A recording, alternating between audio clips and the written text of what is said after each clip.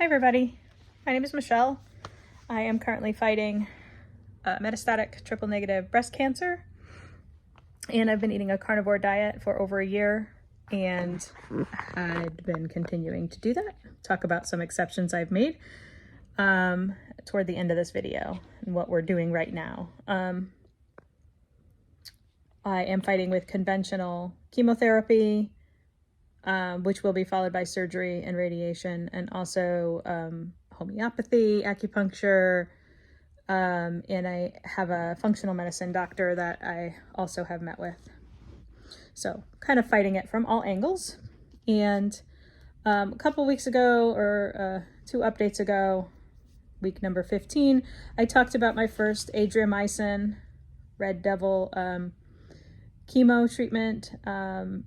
Felt okay afterward for like a day, and then that weekend felt really horrible, super tired, really nauseous every day that week, and had that dizzy spell that Sunday after chemo, and ended up going for fluids the Tuesday and Wednesday before Thanksgiving. Sorry, I keep moving. I'm trying to find a comfortable position here.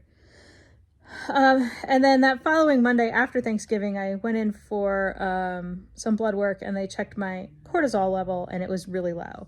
And so the level that I had was 0.8, and normal is between 6 and 18.4. So just to give you an idea of how low I mean when I say low. The plan from there was the following day I came in for my second adriamycin red devil chemotherapy, with a bolus of fluids. So I had a liter of fluids with chemo.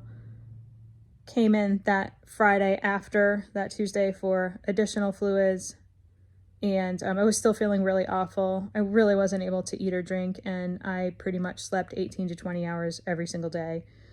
The plan was to come in that following Sunday as well. Another thing that we changed that week was that my oncologist prescribed hydrocortisone tablets to me, 10 milligrams in the morning and 10 milligrams in the evening, which I was to do, he said, instead of the dexamethasone, which I had taken orally the week before on days 2, 3, and 4.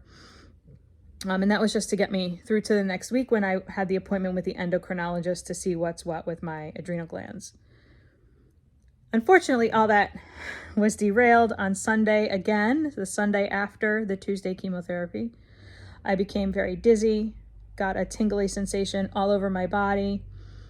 I pretty much had a loss of control. I fainted, and my husband called 911. I was taken by ambulance to the hospital. I had another dizzy episode and kind of a little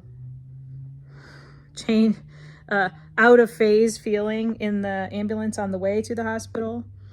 They did some x-rays, chest x-ray to rule out any, I guess, blood clots. They also did a CAT scan of my chest and a CAT scan of my abdomen to rule out any bleeds anywhere. Didn't find anything, emergency department worthy. And I shouldn't say that. It was still an emergency. My blood pressures were super low. They gave me fluids. After a liter of fluids, my blood pressures were still in the 80s. I remember one that was 88/37, like super low blood pressures. Finally, we had the attending call my oncologist, and he told them that I needed to have a stress dose of hydrocortisone because they suspected adrenal insufficiency. So I got 100 milligrams after 6 hours in the emergency department. I got 100 milligrams of hydrocortisone IV, and within an hour, my blood pressure normalized. So that is essentially a definitive diagnosis. I did spend 4 days in the hospital. Had one more dizzy spell while I was there, but it was nowhere near as bad, and my blood pressure did not drop during that. And then I had another dizzy spell actually the day I came home. But I had to walk pretty far from where my hospital room was to the parking lot, and then we walked around CVS before we picked up my prescriptions, and then we came home. and I had this little dizzy spell. I'm like, I just need to lay down. I'm just tired. I have been laying in a hospital bed for 4 days. But my husband took my blood pressure and it was low again. It was, I don't remember, but it was low, 80s or 90s systolic. So he called and they had him give me another couple of hydrocortisone tablets. So basically I had 30 milligrams of hydrocortisone that night. So we had tapered, sorry, at 100 milligrams IV 3 times every 8 hours. And then we went to 50 milligrams every 8 hours. 3 times. So 1 day. And then we went down to 25 milligrams orally in the hospital. And I went home having had 25 milligrams in the morning with the instruction to go down to 10 milligrams that evening. By the time I got home that evening, I took the 10 milligrams, but had that dizzy spell. So I got 2 more tablets, which was 30. Since then, I am doing 20. I met with the endocrinologist the very next day, and on her instructions, I am having 20 milligrams of hydrocortisone in the morning at 6 a.m. and 10 milligrams of hydrocortisone at 2 p.m. My diagnosis is central adrenal insufficiency, which is not, I guess, Addison's disease specifically is primary adrenal insufficiency, which is where the adrenal glands themselves either don't work, are shut down, or they were removed. That's Addison's disease. So you could call what I have Addison's type 2, but it is also known as secondary adrenal insufficiency. I'm going to switch hands here because this is kind of hurting my hand. That's better. Central adrenal insufficiency or secondary adrenal insufficiency, which is where the pituitary gland no longer tells the adrenals to produce cortisol. Either way, the effect is the same in that there is no cortisol being made by my body, and the treatment is the same in that I will need to take oral steroids to replenish what my body would be making, replacement steroids, I guess they call them, to replenish what my body would be making otherwise. So every day for the rest of my life, at the same times every day. I need to get a MedAlert bracelet so that if there's ever an emergency, I need to be given a stress dose of cortisol because that's what my body would do in an emergency situation. And I need to carry with me a kit with an injection of 100 milligrams of hydrocortisone in it. So that's what that's looking like for now. So some of the red flags that I mentioned in some previous videos were that I had a low sodium count in my blood. That's a sign that there could be some adrenal insufficiency. And also I was craving salty foods and pickles. So for what it's worth, those were things that were discussed at the hospital. This was caused by Keytruda. So the Keytruda immunotherapy, this is a known side effect. It's a very rare side effect, but you know, why not me? I have to be different. So it's a rare side effect, but it is a known side effect. And so Keytruda does cause this to happen. Once it happens, all of the doctors said it's not coming back. But there was one person in the study who did regain her adrenal function on the Keytruda website because we looked it up and read the study. Anyway, so this means that, so what happened, on Sunday, both Sundays really after chemo, is the combination of no cortisol in my system plus dehydration and malnutrition because I wasn't eating or drinking anything means that my body was unable to rally any defense when the chemo tanked my immune system. So going forward, I need to replace cortisol daily anyway, baseline. But if we are to continue chemo, I need to take additional steroids during any time of stress, including chemo. I'll be discussing tomorrow with the oncologist whether we're continuing or stopping Keytruda, whether we're continuing or stopping chemo. We'll do risk benefit on all that stuff and then make a decision whether we change it. We will do less. He said if that happened again, we would do less of a dose of the adriamycin, so we can cut the dose. I think he said by 25%. We'll see what he says, maybe 50, maybe 25%. I don't know what he's going to propose, but we will discuss it tomorrow. And then I will take additional hydrocortisone plus dexamethasone for probably a week after, to get through that weekend, because it seems like Sunday is the big day. I'm gonna yawn now, sorry, excuse me. All right, so going forward, I need to make sure that I'm replacing my blood hormones, cortisol. Take the cortisone that I need to take.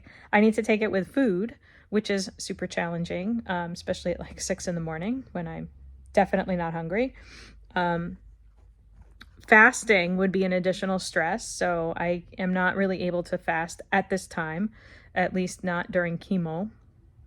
I need to stay hydrated. So that was another thing. For those of you that have been following me or have watched my previous videos, especially during the first 12 weeks of chemo, I was staying hydrated with my big Stanley cup, here of, it's 40 ounces of water, and I would put the raw, unflavored Element electrolytes in it.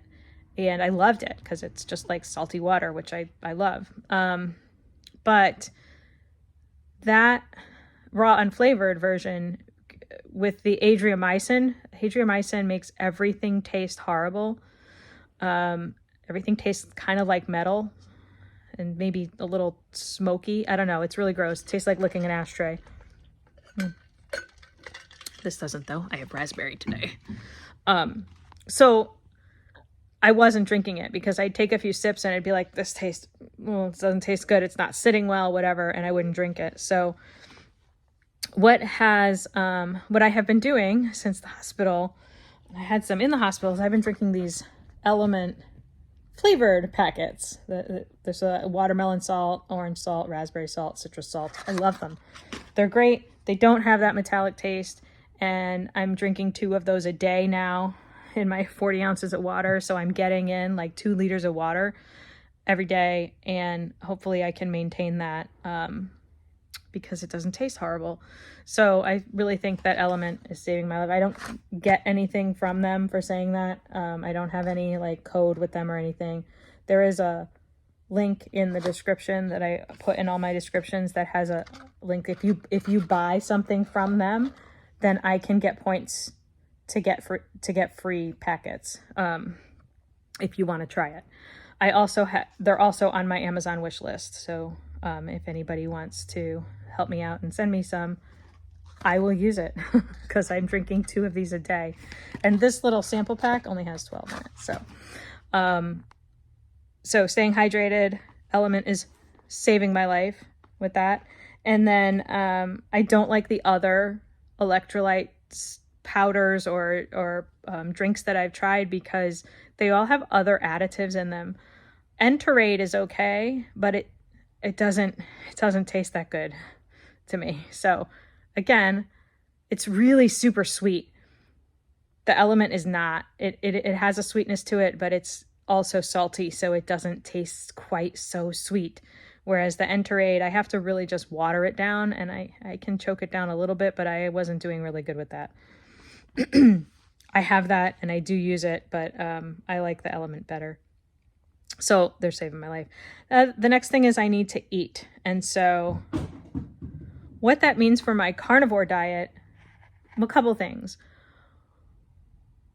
I need to eat things that I can grab and go, which I do have some carnivore crisps and stuff like that I can do.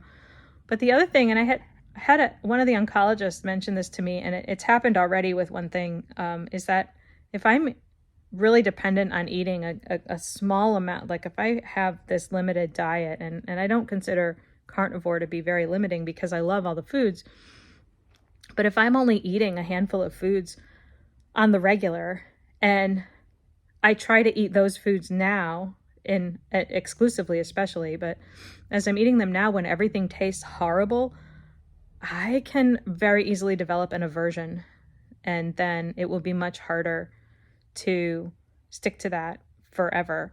And it's already happened with chicken wings. So a couple weeks ago, I had some chicken wings, but I was feeling really horrible and really nauseous, and I thought that I was going to throw them up. And even though I didn't throw them up, that's in my head. And now, every time I think of chicken wings, I feel nauseous. So my daughter's 15 years old, and when I was pregnant with her, I had that happen with some things, and I still can't eat a couple of those foods. So I don't want that to happen with my carnivore foods, my favorite carnivore foods like ground beef or hamburgers or bacon even. Like, I could see it happening. So that, and the fact that I wasn't eating enough of anything, and I had 10 different doctors tell me that I could end up on the floor again if I don't make sure I eat enough every day, enough of anything. And I know that it's kind of tongue-in-cheek when doctors say to people that are trying to get healthy, just eat the ice cream. But I had more than one doctor this weekend tell me it's eat or die. And eat what tastes good now, because that will be different and that will change, and it will. And I did it before, and I'll do it again. So I am still focusing on protein first, and then fat, and then some whole food carbohydrates like fruits and vegetables.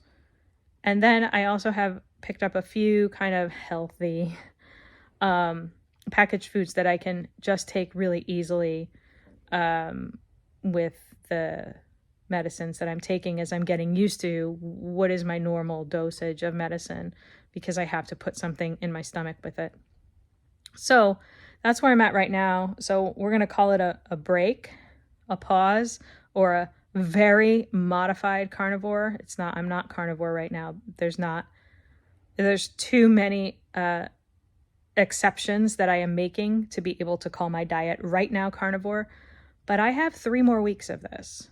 Well, let's say a month, because the icky feeling is going to last past that last dose of my last chemo is supposed to be on the 26th. Now, whether we have that chemo or not can change that date, or whether we move it to, 3 weeks out instead of 2 weeks out, that could change that date. But 2 weeks beyond my last chemotherapy, then I can go back to carnivore, ketovore, keto.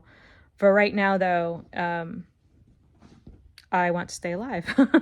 And I don't want to end up on the floor again with my family having to call 911 and my daughter having to sit there holding me down, telling me not to move, because that's horrifying. So that's where I'm at. And the other thing I wanted to say here, coming up on our 20-minute mark, is that I'm glad that this happened now. I'm grateful that this happened now, because one of the scenarios that maybe I've just dramatized in my head is that if I didn't have this adrenal crisis now and crash and have all of the doctors realize that this was serious and that I needed to have these stress hormones when my body was put under stress, it could have happened while I was in surgery. My blood pressure would have tanked and I never would have woken up.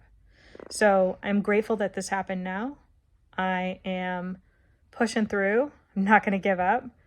And it is a temporary pause in my strictness of carnivore, because carnivore has done so much to heal all of my other health issues. But right now I need to make some exceptions, and too many exceptions to still call myself carnivore, although I still am a carnivore at heart. I just need to make some exceptions right now, because that food is not, I cannot sustain it during this crisis. Once I'm through this crisis, we will be back. All right. Let me know what you think. Any other tips you have. And again, keeping in mind, I need to take food with my medications. Haven't found the exact permanent forever dose of medications yet. Don't know the long-term effects of that. And I don't want to create any aversions to the foods that I love. So I've kind of just relaxed and said, well, I need to focus on one thing at a time. And for right now, it's just getting through this part of this chapter. Because I didn't come this far to just only come this far. I need to push through to the end of the battle. I can't leave that one tank charging at me. So we got to finish the battle. Then we'll be able to get everything back on track. All right. Lots of love to you.